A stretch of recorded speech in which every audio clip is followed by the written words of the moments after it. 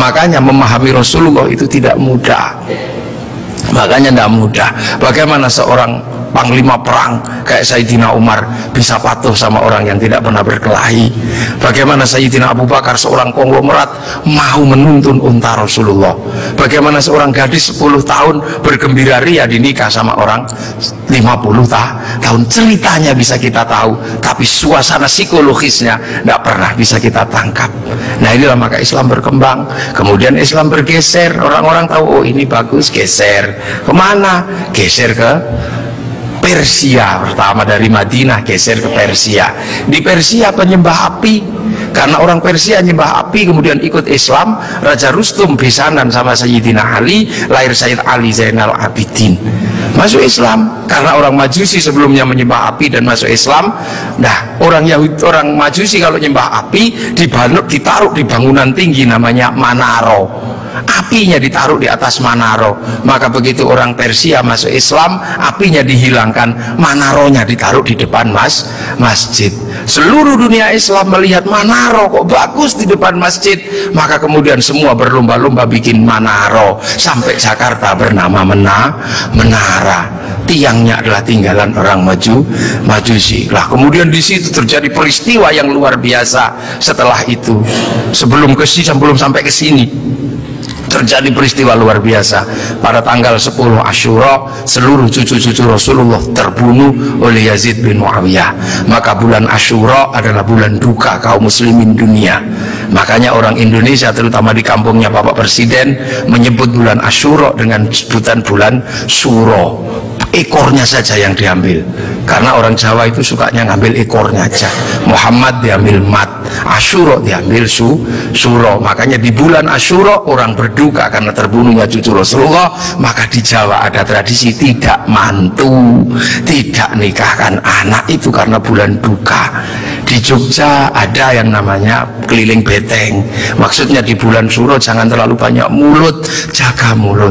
Nah di Solo mengikuti kebo Kiai Slamet, kalau kebunnya keluar tainya diusapkan ke seluruh tubuh. Ini bulan duka, jangan bersolek. Dan biasanya bulan Asyura di Indonesia diikuti dengan santunan anak yatim. Nah inilah, dan dari situ terus bergerak. Makanya monumen-monumen itu lahir Sayyid Ali Zainal Abidin.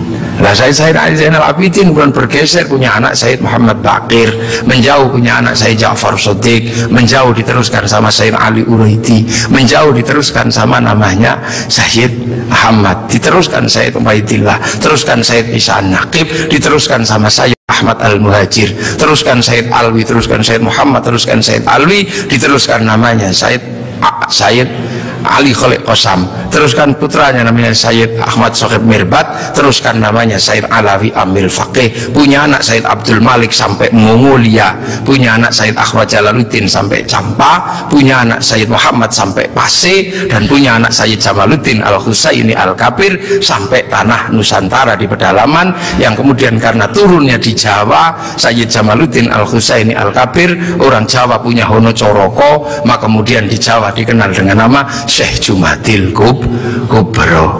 Dan disitulah kemudian Islam ketemu dengan kebudayaan peradaban Nusantara. Nah inilah tonggak Makkah ini yang akhirnya menjadi penerus. Oh ternyata Makkah sini geser di sini. Dan kemudian kita diingatkan bahwa Syekh Jumadil Kubro punya anak namanya Said Ibrahim, pindah Palang Tuban sana, punya anak namanya Raden Rohmat Sunan Ampel. Nah ini yang kemudian bangun peradaban baru di Nusantara. Syekh Jumadil Kubro punya murid namanya Samsuddin, pindah Jawa Barat, dikenal dengan nama Syekh Kuro, punya murid namanya Datuk Kahfi, pindah Cirebon, punya murid namanya Syarif Hidayatullah Sunan Gunung Jati. Nah inilah baru kita kemudian menemukan titik sini. Nah pertanyaan-pertanyaan besarnya inilah yang akhirnya kemudian menjadi penjelasan. Lantas bagaimana kita mengikuti Rasulullah di tempat yang jauh ini? Rasulullah memberikan garis namanya ahli sunnah wal jamaah, bahwa Rasulullah yang diajar pertama wal jamaahnya bernama sahabat, wal jamaahnya sahabat generasi kedua namanya tabi'in, tabi'in punya generasi berikutnya namanya tabi'ut tabi'in, dan kita ini adalah generasinya para ulama yang cara pembelajarannya sangat berbeda. Di Arab sana Rasulullah mengajarkan bagaimana makan dengan 3 jari. Masih bisa dijalankan sampai hari ini karena di sana masih kurma sama roti. Begitu sampai di Nusantara sudah tidak kurma dan tidak roti, tapi sudah soto. Maka makan dengan 3 jari sudah bukan sesuatu yang mudah.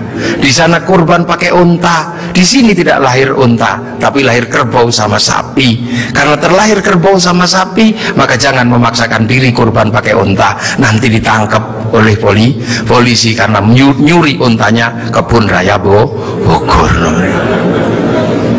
Ini di sana masih bisa pakai jenggot dengan utuh, tapi di sini rasnya adalah ras Mongol, tidak punya jenggot. Inilah maka ulama awal yang datang ke sini tidak pernah ribut masalah simbol-simbol yang tidak bisa dilakukan oleh orang Indonesia. Nah, sekarang ini tugas pemerintah karena banyak orang yang kemudian memaksakan menjadi orang dipaksa langsung ikut seperti Rasulullah. Nah, ini yang harus kita pahami bahwa kita ini berkedudukan sangat jauh. Quran saja berbeda-beda ketika mengajarkan. Di awal Rasulullah Quran tidak ditulis. Kenapa? Karena sahabat apal Quran. Orang apal tidak perlu menulis. Saya apal wajah istri saya, nggak pernah bawa fotonya kemana-mana karena saya apal. Makanya ibu-ibu yang fotonya dibawa kemana-mana jangan seneng dulu, jangan-jangan karena belum apal.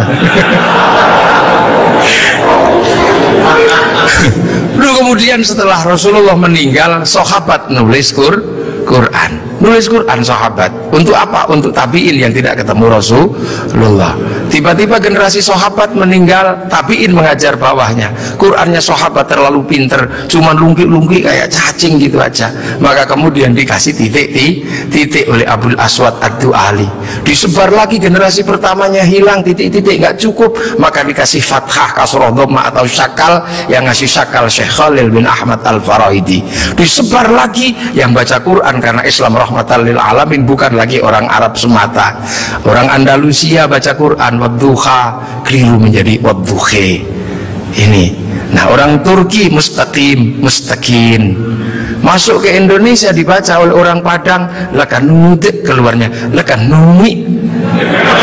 Karena orang Padang kalau bilang Muhammad Mahamme. Orang Sunda ketika baca alladzina sebagian besar keluarnya alladzina. Begitu masuk ke Jawa ketemu dengan huruf hono coroko. Alhamdu karena punyanya ko gak punya huruf ha, maka alhamdu menjadi alkamdu, al-fatihah menjadi al-fatihah. Ini tuh.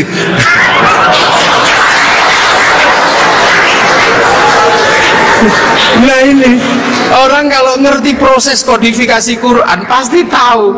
Ketika masuk ke semua negara pasti berbeda. Al-Fatihah menjadi Al-Fatihah. Dan ini yang dialami oleh Bapak Presiden Republik Indonesia.